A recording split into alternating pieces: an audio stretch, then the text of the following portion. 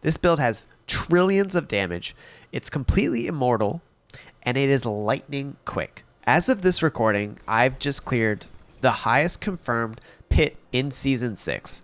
We're at 125 now. I will have the entire pit clear in this video, and so you can see it for yourself, where I'll explain the rotation of the skills and everything that you need to do to emulate this build. But first, I'm going to explain the build, how it functions, how it works. This build is heavily inspired from the other overpower builds that you've seen. Rob's, Ace, Sanctum, all amazing theory crafters, and our own Ava, who has been behind the scenes figuring out a lot of the broken stuff, and I'm going to share what we know and what is and everything that I used to achieve the highest pit clear so far this season. What we know is, and the most important thing is, that this Paragon node is completely busted. Viscous Shield is providing so much more damage than it should be.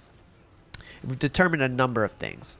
It could be from the fact that it is picking up barriers from different sources and counting them. So say you have 2 sources of barrier generation and they're giving you 100% of your life as a barrier, then you're getting twice the effect of the Viscous Shield, which is just insane scaling, and it's how we're able to scale into the trillions. It's also contributing to how build is immortal. The fact that we have so much barrier generating all the time, plus our life. So the next really important aspect is the fact that we are going to overpower on every single hit. Overpowering on every hit means that the more life we have, the more damage we're going to do, because the overpower calculation is based on your life relative to your starting life. With the changes to Season 6, that formula is now busted. You have such a lower base life, but you can still scale it so high that your overpower damage is going to be busted. Now, in order to get every single hit to be a critical strike and an overpower, we use a combination of Kepaleki and Ring of the Midnight Sun. In order for this to function, we need at least 275 vigor. Now, to do this, we get maximum resource wherever we can get it. A great option, Tybalt's Will. Another good option would be something like a Shaco. But basically, you need to get 275 in order for it to function. You can also use an elixir, but if you're able to get it without the elixir, then you could use something even better, like a fortified elixir, to get even more life. This is how I get my life into around 15,000, 16,000. Now, in addition to that, you also get Fortify, which adds to your overpowered damage. So you get to fortify the entire amount of your life. So we have 16,000 life, we have 16,000 Fortify, and then we've got another 16k barrier on top of that is constantly regenning. So you'll see, even in the highest pit clear of the season, we don't take any damage at all. Meanwhile, we dish out trillions and we have a ton of mobility. So it's just an absolutely insane build. It's completely busted. It's likely that it's going to remain this way throughout the season because Blizzard doesn't want to nerf things mid-season, but that's the high level. Now I'm going to break down exactly everything I'm using, why we use it, and sort of explain the build a little bit more. So here we go. Here's our helm. We have the Harmony of the Evil Walker. This is really important because it's going to give these tags, our Spirit Hall tags, Jaguar and Gorilla, to all of our skills. And then each tag that a skill has deals an additional 30% damage. So this is a 90% multiplier if it has 3 tags, which our Quill Volley does. Tyrael's Might, this is for insane survivability. This, combined with all of your life and barrier, is just, it's honestly, it's too much defense. I think to push higher, which I plan on doing, you can follow along in the stream if you want to see me push past 125 and beyond. We're gonna have to spec into more offense because this build is already so tanky. Tyrael's Might almost feels like overkill because you take no damage. But right now I'm using it to just survive everything. I can basically face tank and the entire boss fight and not take any damage. So that's the main reason why we focus on Tyrael's Might.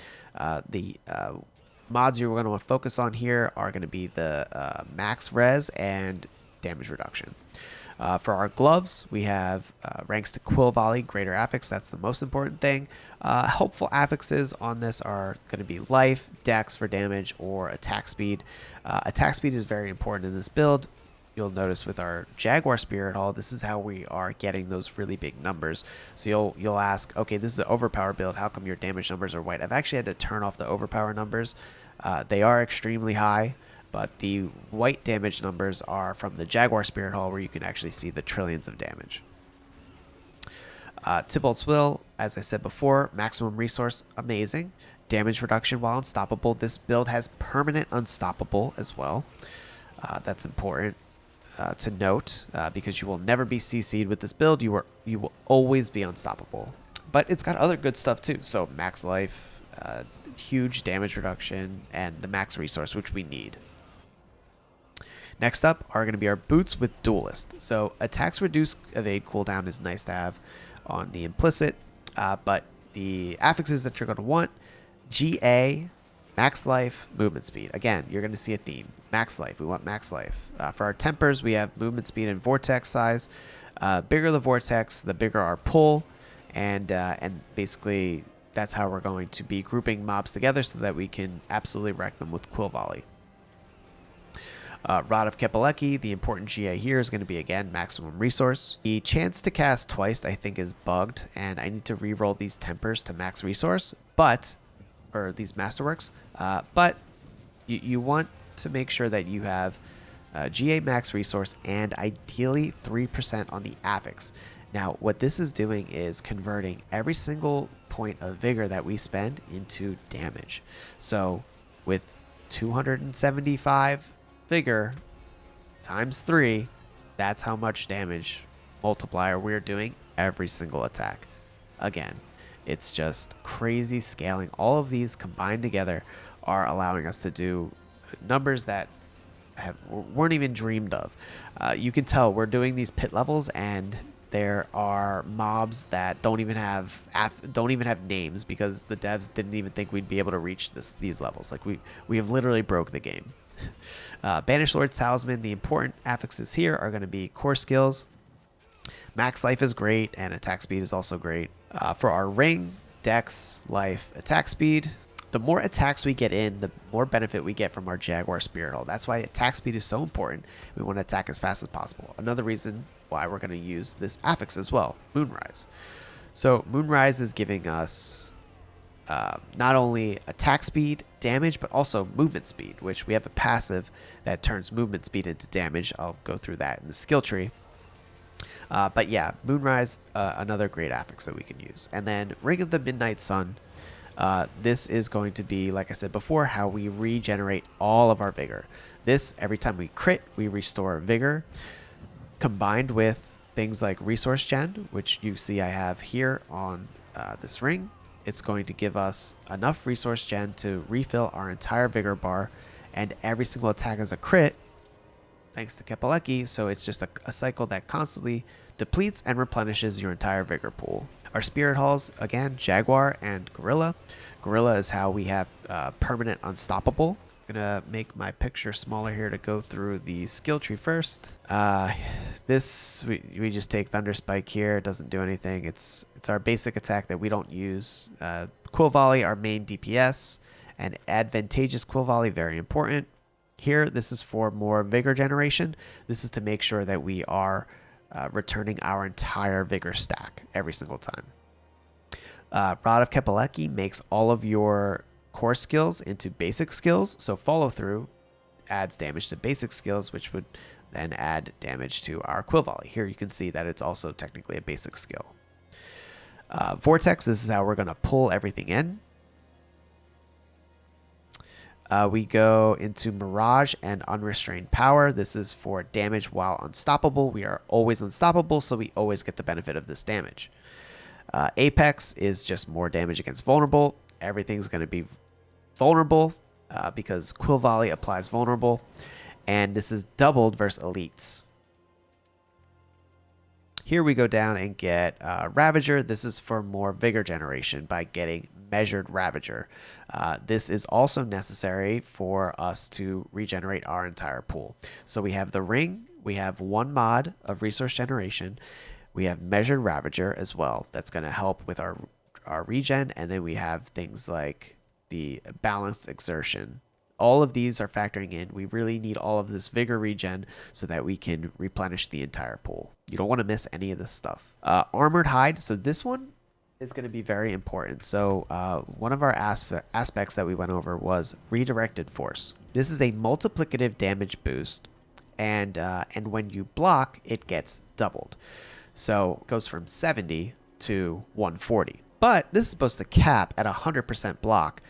It was also determined that this cap is broken and you can actually stack above 100% block rate and you're getting the benefit from it. So another discovery and another contributor to this crazy damage. So what we're going to do is get as much block as possible. That is why we take the Armored Hide.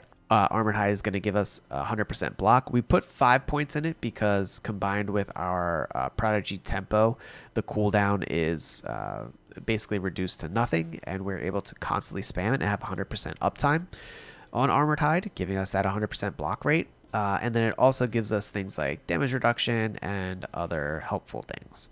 But in addition to this, we also take here 1 point into Patient Guard. This just gives us 10% block. That gets applied to Redirected Force. Counterattack, this is just for some passive crit strike damage. Scourge, this is for healing and up to 50% damage versus CC. So great damage multiplier here and life regen. But even your life basically never gets touched. But if it were, you would regen it all. Resilient, this is to increase our max life. Again, max life equals damage thanks to overpower. So this is important.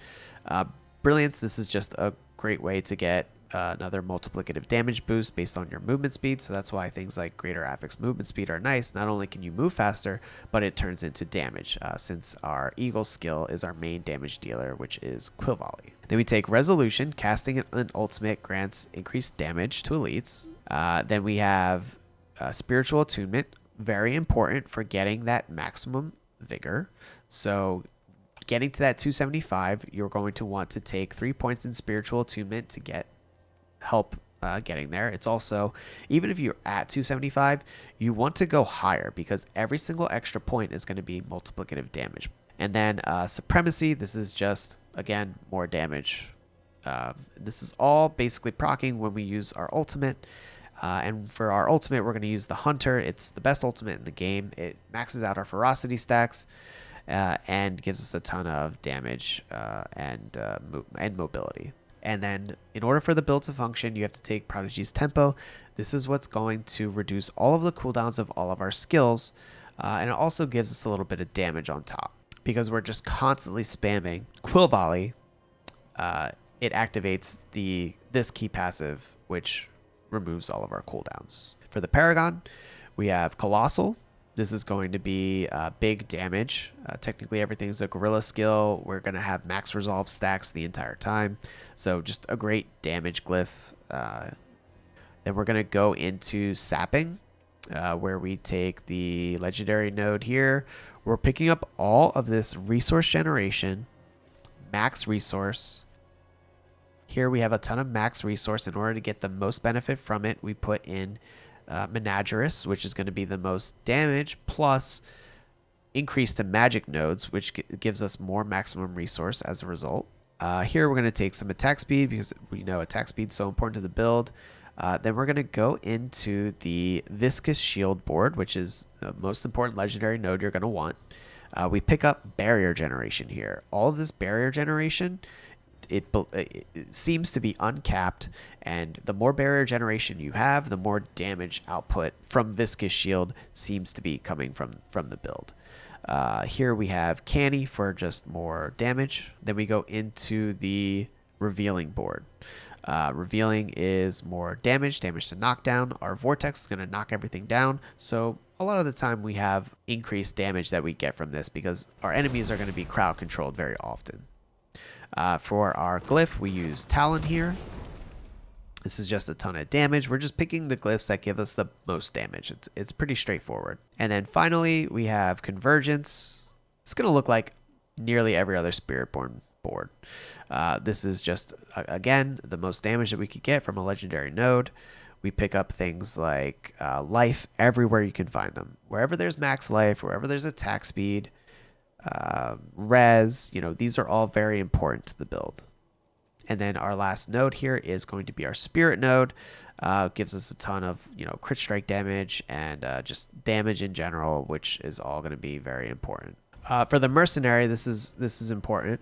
We're going to take the most important part is that you just get Rahir because of shield charge. Shield charge is how we are going to be fortifying. And we fortify so often, and we have our barrier generation that basically prevents our fortified life from getting touched, that we are almost always at 100% fortify with 100% life. This has helped contributing to us being immortal and is very important for the build to function. So after we grab shield charge, we can go and grab the extra armor, and that helps us hit our armor cap. It only applies when we're outside of town, but we're nearly armor capped with it. And then we just go down and pick provoke and mocking lure for just some more damage. For our support, we just pick Variana, and we use Variana because every once in a while she gives us attack speed. Attack speed's great for the build. I hope this video was helpful and that the build works well for you. I'm going to finish it out with the Pit 125 clear, and yeah, if you want to see me continue to push, check out my Twitch, and I'll be updating this channel as well with any changes I make to the build. There's a planner in the link description. Have a great one, and thanks for watching.